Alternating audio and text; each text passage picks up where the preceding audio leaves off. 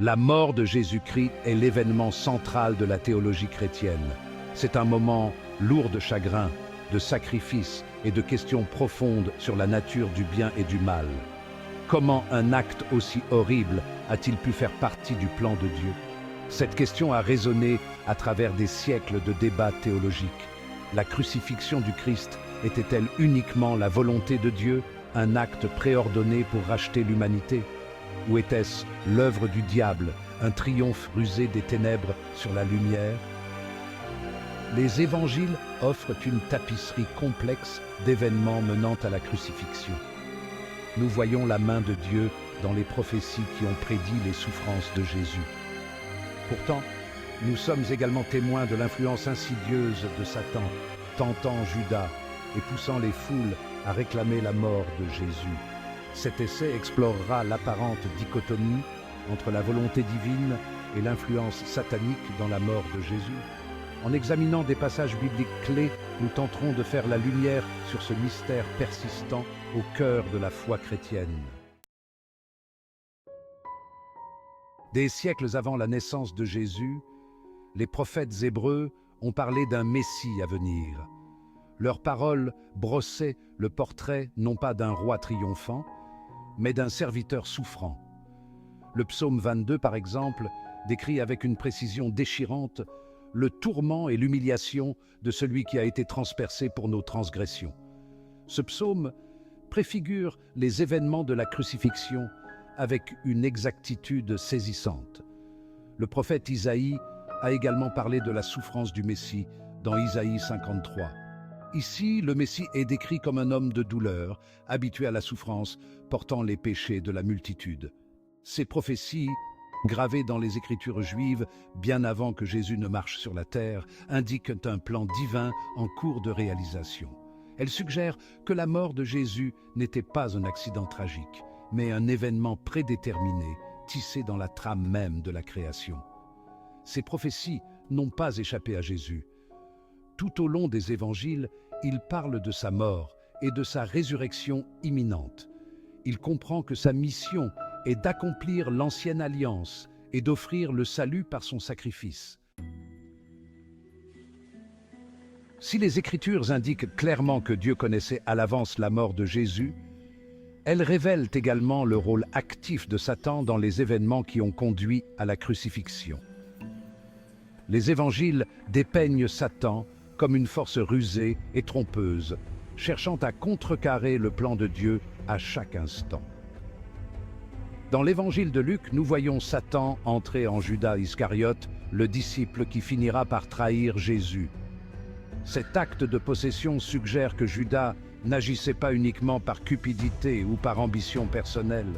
Il est devenu un instrument de l'influence satanique, un pion dans une lutte cosmique entre le bien et le mal. Au-delà de Judas, les évangiles décrivent Satan comme influençant les autorités juives qui s'opposaient à Jésus. Leurs cœurs sont endurcis contre son message et ils complotent pour l'éliminer, aveuglés par leur propre pouvoir et leurs dogmes religieux. La figure de Judas Iscariote occupe une place importante dans le récit de la trahison de Jésus. C'est le disciple qui accepte de livrer Jésus aux autorités pour 30 pièces d'argent.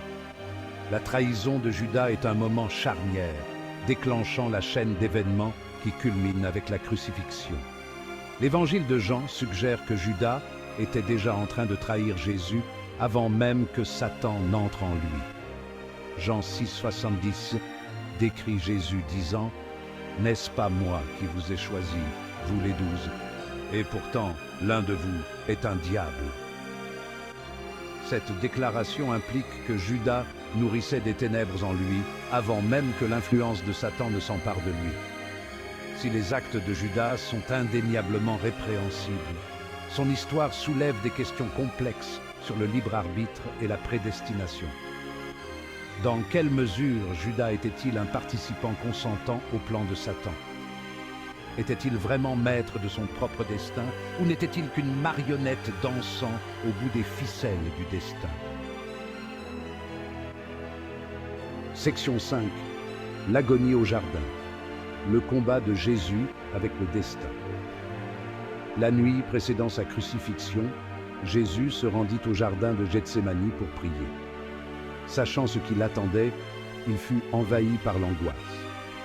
Les évangiles le décrivent en train de suer des gouttes de sang alors qu'il suppliait Dieu de lui éloigner cette coupe.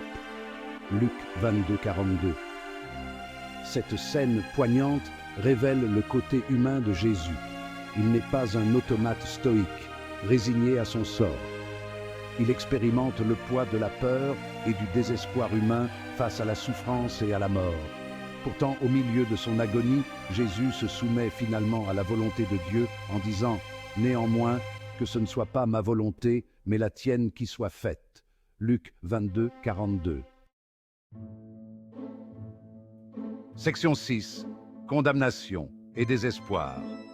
Le prix de la trahison. Après avoir été trahi par Judas, Jésus subit une série de simulacres de procès. Il est faussement accusé, moqué, battu et finalement condamné à mort par crucifixion. Tout au long de ce calvaire, les Écritures soulignent la profondeur de la trahison de Judas et les conséquences spirituelles auxquelles il est confronté. Le psaume 109, versets 6 à 19, prononce une série de malédictions sur Judas, reflétant la gravité de son péché. Il est dit que ses jours seront courts, ses enfants orphelins et son nom effacé. Ce psaume reflète la croyance antique selon laquelle la trahison, en particulier celle de son maître ou de son professeur, entraîne de terribles conséquences spirituelles. Les évangiles nous disent que Judas, rongé par le remords, tente de rendre les 30 pièces d'argent. Il confesse son péché en s'écriant « J'ai trahi le sang innocent ». Matthieu 27, 4. Mais son repentir arrive trop tard. Il est consumé par le désespoir et se suicide. Section 7. Le procès et la crucifixion, un choc des volontés. Le procès et la crucifixion de Jésus représentent un affrontement culminant entre la volonté divine et l'influence satanique. D'un côté, les Écritures soulignent que la mort de Jésus n'était pas une défaite, mais l'accomplissement du plan de Dieu. Actes chapitre 4, versets 27 et 28 déclare « En effet, Hérode et Ponce Pilate se sont ligués dans cette ville avec les nations et les peuples d'Israël contre ton saint serviteur Jésus que tu as oint. Ils ont accompli ce que ta main et ton plan avaient déterminé d'avance. » D'un autre côté, les évangiles ne craignent pas de dépeindre la cruauté et la malveillance de ceux qui ont orchestré la mort de Jésus. Les autorités romaines, poussées par l'opportunisme politique, et les chefs juifs, aveuglés par la jalousie et la peur, deviennent les instruments du plan de Satan. Leurs actions, bien qu'orchestrées par le mal, coïncident tragiquement avec le plan de Dieu pour le salut de l'humanité. Section 8. La mort de Jésus, un sacrifice nécessaire. La crucifixion, forme brutale de peine capitale dans le monde romain, est un symbole frappant du péché humain et de la profondeur de l'amour de Dieu. La théologie chrétienne enseigne que la mort de Jésus n'était pas seulement l'acte d'un homme bienveillant, injustement exécuté. C'était un sacrifice aux proportions cosmiques, une expiation substitutive pour les péchés de toute l'humanité. L'apôtre Paul, dans sa lettre aux Romains, écrit « Dieu prouve son amour envers nous en ce que, lorsque nous étions encore pécheurs, Christ est mort pour nous. » Ce concept d'expiation substitutive est au cœur de la foi chrétienne. Jésus, le Fils de Dieu sans péché, a volontairement pris sur lui le châtiment que l'humanité méritait, comblant ainsi le gouffre entre Dieu et l'homme. Section 9. Résurrection et rédemption, triomphe sur les ténèbres. L'histoire de Jésus ne s'arrête pas à sa mort sur la croix. Les évangiles proclament le miracle de sa résurrection, son triomphe sur la mort et la défaite ultime du plan de Satan. La résurrection n'est pas simplement un épilogue à la crucifixion, c'est la pierre angulaire de la foi chrétienne, l'événement qui donne sens et espoir au sacrifice de Jésus. Par sa résurrection, Jésus vainc la mort et offre la promesse de la vie éternelle à tous ceux qui croient en lui.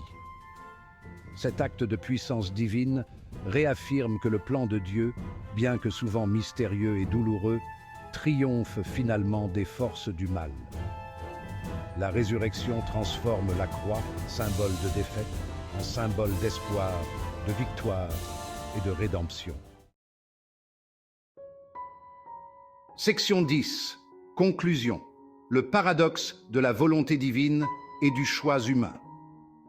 La mort de Jésus-Christ reste un événement d'une grande complexité théologique. C'est une histoire où la volonté divine et l'influence satanique se croisent dans un drame cosmique de salut et de trahison.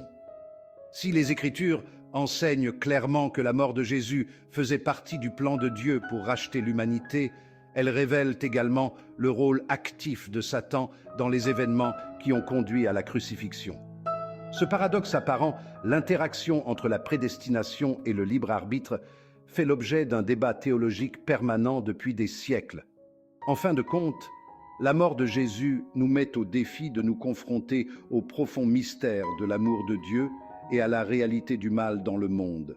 Bien que nous ne puissions jamais comprendre pleinement les subtilités de cet événement, nous pouvons trouver du réconfort dans la certitude que le sacrifice de Jésus offre le pardon, l'espérance et la promesse de la vie éternelle à tous ceux qui croient.